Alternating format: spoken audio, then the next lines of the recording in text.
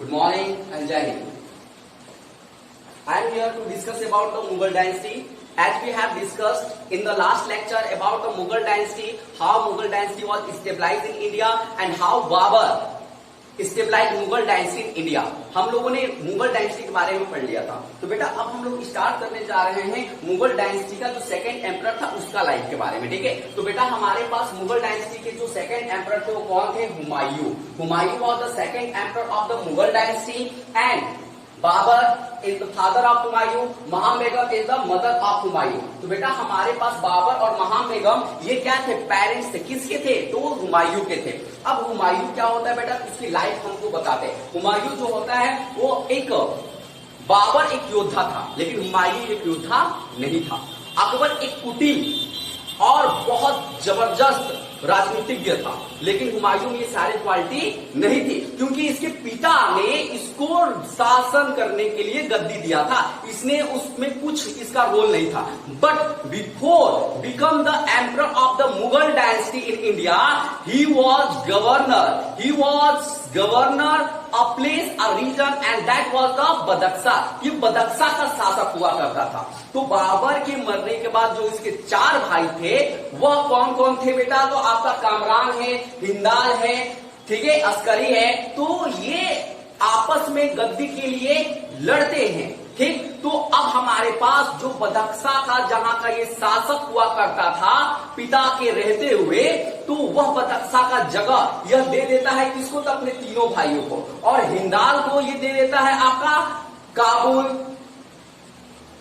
कंधार और पंजाब का जो हमारे पास जगह है वह शासन करने के लिए दे देता है यह कामरान को, और तीन भाइयों को बदख्शा का दे देता है। और खुद ये क्या होता है भैया? बहुत चालाक है, ठीक है, और खुद अपने नवाब बन जाता है। नवाब मतलब कि I am the second emperor of the Mughal dynasty. भैया मेरे नाम को अगर इतिहास में याद रखना है तो मुझे नवाब बनना बहुत जरूरी है। तो the same thing happened with the Humayun. वो वैसे बहुत चालाक था, अगर चालाक नहीं होता ये बदख्शा का ही शासक बना रहता, लेकिन ऐसा तो हुआ नहीं। ये आगे भारत में मुगल वंश का बादशाह बन गया। Is it clear? तो अब बेटा हम बात करते हैं इसके इंपॉर्टेंट बैटल्स के बारे में। तो 1531 was the time. 1531 was the time. Gujarat में एक शासक था बहादुर शाह, जिसका जो जबरदस्त तरीके से अपने सैनिक इकट्ठा कर रहा था, तोप इकट्ठा कर रहा था एंड वो अपने पावर को इंक्रीज कर रहा था। वो देखते हुए अब हुमायूं को डर लग गया। ठीक है, अब डर लग गया तो हुमायूं बोला करी भैया अगर मैं इसको नहीं रोकूंगा ये मेरे को रोक देगा। क्या करने से? शासन करने से। And because of that reason Humayun plan to attack in Gujarat and that battle was known as the battle of Kalinjar. And the question will be asked, when Battle of Kalinjar was fought in 1531, Humayun versus Bahadur Shah. Bahadur Shah कहां का था? तो बेटा वो गुजरात का था। Is it clear? Second है आपका 1532 दोहरिया। तो दोहरिया में बेटा देखो हमारे पास जो बाबर थे भैया वो लोधी वंश के खत्म करके आए थे। तो लोधी वंश के शासक इब्राहिम लोधी को मारे थे, तो ऐसा थोड़ी ना कि उनके चाचा, उनके भतीजे, उनके मामा कोई नहीं होगा। तो वो लोग प्रॉपर तरीके से प्लान कर रहे थे कि बाबर से बदला लेना है। तो भैया बाबर तो 4 साल बाद मर गया, लेकिन अब 6 साल बाद जो उसके कलीग थे इब्राहिम लोधी के, दे प्लान टू अटैक। वह बंगाल से जौनपुर आ रहे थे अटैक करने के लिए। किस पर? तो हुमायूं पर। यह बात हुमायूं को पता चला और वह तुरंत रिटर्न होता है। तब रिटर्न होता है तो भैया यहाँ पे कहानी है, जो चुनार का किला है, ठीक है, तो वह शेरशाह सूरी को सौंप दिया जाता है हुमायूं के द्वारा। और शेरशाह भी तुरंत क्या होता है? लड़ाई करने के लिए तैयार हो जाता है, क्योंकि वो मुगलों से सीखा रहता है। मुगलों के समय से वह पूरी तरह से ताकतवर और अपने सैन्य को समृद्ध करके रखा रहता है। ठीक, शेर खां। तो बेटा शेरशाह देखो मैंने बताया कि शेरशाह सूरी पहले शेरशाह सूरी जो थे वह सिर्फ शेर खान थे उससे पहले, शेर खान से पहले उनका वास्तविक नाम फरीद था। तो बेटा अब हमारे पास वो बहुत अच्छे एक शासक थे, बहुत अच्छे योद्धा थे। तो अब हमारे पास जब हुमायूं को पता चला कि अरे इधर गुजरात से भी 1 साल पहले हुआ, इधर हमारे पास जो महमूद लोदी है, ठीक है, वो भी आने वाला है, ठीक, अटैक करने के लिए, इधर हमारे पास शेर शाह सूरी भी खड़ा हुआ है। तो शेर शाह सूरी से एक ट्रीटी कर लिया, और ट्रीटी करने के बाद उसने किया था, उसने ये कहा कि अब मैं जो है महमूद लोदी के सामना करूंगा, उसको रोकूंगा, भैया आपसे मैं युद्ध नहीं करूंगा। शेर शाह सूरी तो पहले से ही चलाक था। एंड शेर शाह सूरी ने कहा कि ठीक है, I am not doing battle with you, but I want a treaty, मुझे एक संधि चाहिए। संधि क्या थी? चुनार का किला मेरा है और मुझे रहने दीजिए। तो चुनार का किला हुमायूं उसको दे देता है, और उसके बदले शेर शाह सूरी अपने पुत्र कुतुब खां को हुमायूं के साथ भेज देता है 500 सैनिकों के साथ कि भैया हुमायूं ये तुम्हारी सेवा करेंगे। भैया सेवा नहीं करेंगे, शेर शाह सूरी पहले से प्लान किया हुआ था कि तुम जाओ और वहां का एडमिनिस्ट्रेशन देखो कि उनके पास क्या क्या है, एक गुप्तचर के रूप में भेज दिया। और हुमायूं को लगा कि भैया ये हमसे डरा हुआ है, अपने बेटे को ही भेज दिया है हमारी सेवा करने के लिए। Is it clear?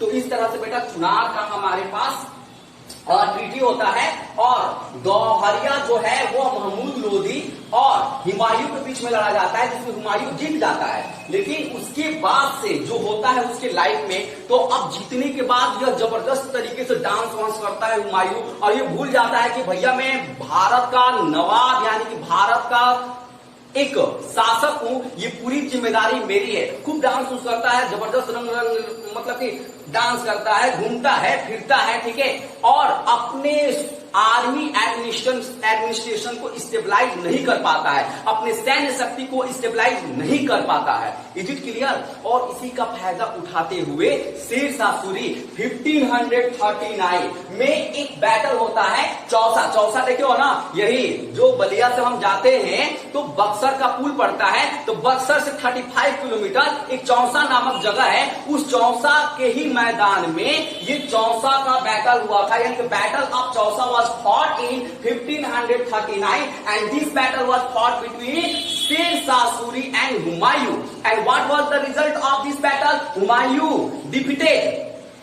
Sher Shah Suri defeated Humayun, and after the battle, यानी कि शेर शाह सूरी हुमायूं को पराजित कर देता है। और बैटल के बाद क्या होता है? हुमायूं खूब जबरदस्त दौड़ता है, भागता है, शेर शाह सूरी तलवार लेके दौड़ाता रहता है, ठीक है, कि मिल जाओ तुमको काट दूंगा यहीं पे, ठीक है। तो अब वो भगता है, तो बेटा गंगा नदी आ जाती है, बक्सर वाली गंगा नदी देखे हो ना, वही गंगा नदी चौसा के पास से बहती है। तो बेटा अब उस नदी के पास एक निजाम नाम का एक युवक रहता है, ठीक है। तो अब वो मतलब कि जिसको हम बिस्ती कहते हैं वो रहता है। तो अब हुमायूं देखे कहता भैया भैया मुझे ना बचा लो, शेर शाह सूरी तलवार लेके दौड़ाया, मिल जाएगा तो मारेगा मोह, ठीक है। तो अब वो क्या करता है कि अब वो बिस्ती जो है उसको गंगा पार करवाने में उसका हेल्प करता है। और जब गंगा पार हो जाती तो भैया उसमें तो हमारे पास जबरदस्त तरीके से एडवांस टेक्नोलॉजी था नहीं कि स्पाइडरमैन बन के शेर शाह सूरी इधर से उधर गया और मार देता। तो अब वो देखा कैसा चला गया। तो अब हुमायूं जो है भाग के, ठीक है, भाग के दिल्ली जाता है। और जब दिल्ली जाता है तो अब जैसे वो बस्ती जो निजाम नामक युवक है उससे वो खुश हो जाता है और कहता है कि you saved my life and you know who am I am the emperor of Mughal dynasty, what do you want, you ask me, तुम क्या चाहते हो तुम मुझसे बोलो। तो अब बेटा निजाम जो होता है कहता है अरे हुमायूं तुम्हारा तो इतिहास में नाम रहेगा, मतलब अब मैं क्या, मैं भी अब जब तुम्हारा नाम लिया जाएगा तब तक मेरा भी नाम लिया जाएगा, इसके लिए तुम मुझे एक दिन का नवाब बनाओ पूरे मुगल साम्राज्य का जो हिंदुस्तान में।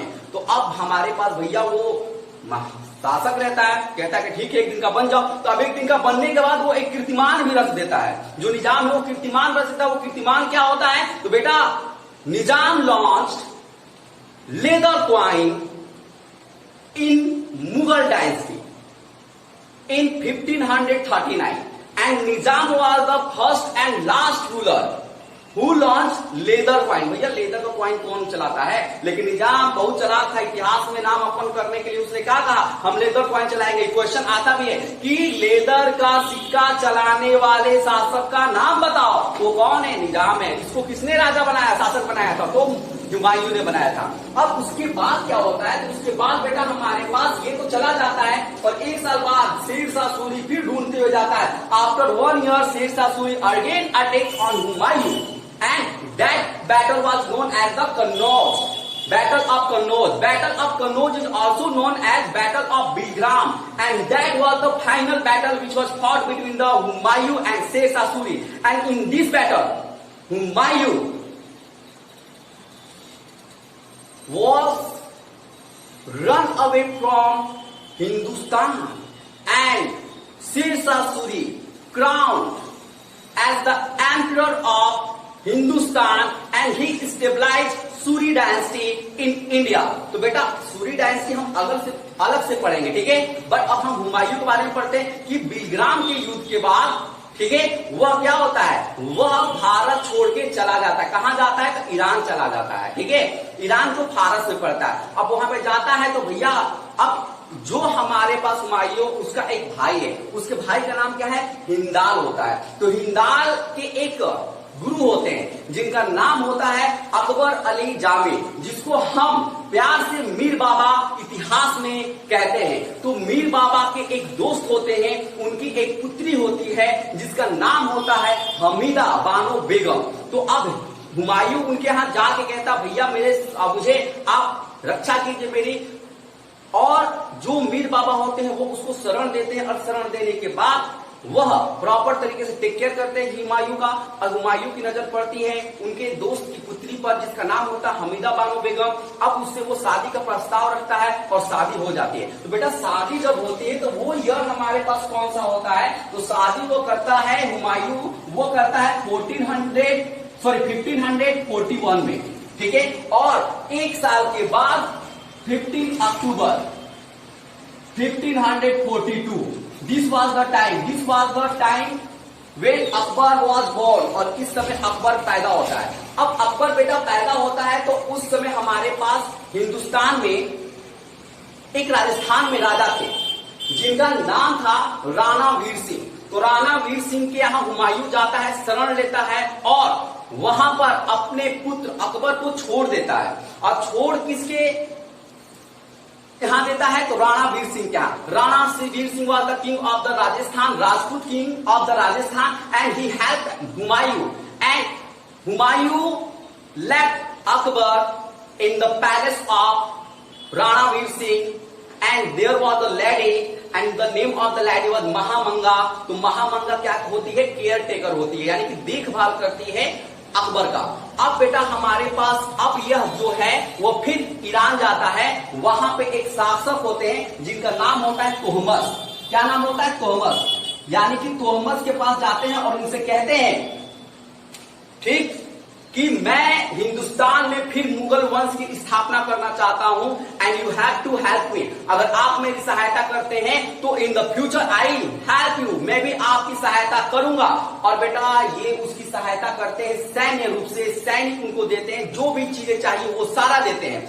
और बेटा हमारे पास फिर वो रिटर्न होता है India 1555, and in 1555 there was a battle, and the name of the battle was the Battle of Sirhind. Battle of Sirhind was fought between Humayun and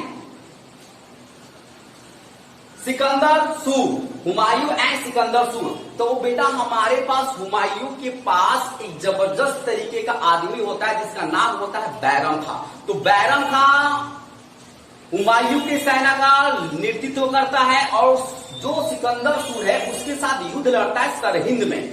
और इसके बाद से जो सिकंदर सूर है वो मारा जाता है, और फिर से जो हुमायूं है वो भारत में मुगल वंश का स्थापना किया हुआ गद्दी उसको मिल जाता है, और इस तरह से वो फिर से मुगल वंश का स्थापना भारत में करता है और गद्दी पर बैठ जाता है। जब ये गद्दी पर बैठता है बेटा तो इसके हमारे पास दो इंपॉर्टेंट काम होते हैं। Dinpanah city was built by और setup by Humayun, and it is located near the Yamuna river. Yamuna नदी के पास दीनपना नामक जगह की स्थापना हुमायूं करता है, और उसी जगह पर उसने एक लाइब्रेरी को भी स्टेबलाइज किया। उस लाइब्रेरी का नाम क्या था, तो बेटा उस लाइब्रेरी का नाम था सौर मंडल, ठीक है। तो सौर मंडल लाइब्रेरी वह स्टेबलाइज करता है दीनपना शहर में। भैया अब देखो जहां पे ये मरता है, ठीक, वह बनाया हुआ लाइब्रेरी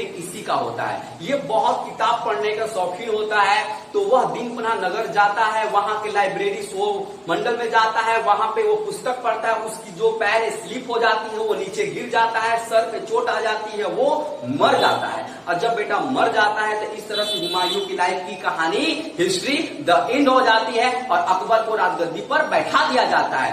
बट अब जो हुमायूं है, तो हुमायूं के बारे में हम पढ़ते हैं तो बेटा हुमायूं के बारे में जो ऑटोग्राफी है, ठीक, जो उसकी आत्मकथा है, उसको किसने लिखा, ठीक है, तो उसको लिखा था गुलबदन बेगम ने। Gulbadan Begum wrote the biography of Humayun and also Gulbadan Begum built the tomb of Humayun in Delhi, यानी कि हुमायूं का मकबरा जो दिल्ली में है वो गुलबदन बेगम के द्वारा बनाया गया है। हुमायूं का जो जीवनी है वो गुलबदन बेगम के द्वारा लिखा गया है। These were the important points related with the Humayun, who was the second emperor of the Mughal dynasty, and starting of the time period of the Humayun was the 1530 and ending of the Humayun was 1556. This was the incident that I have discussed with you, and I hope all of you get all the points. Thank you. Jai Hind. Bye. Take care.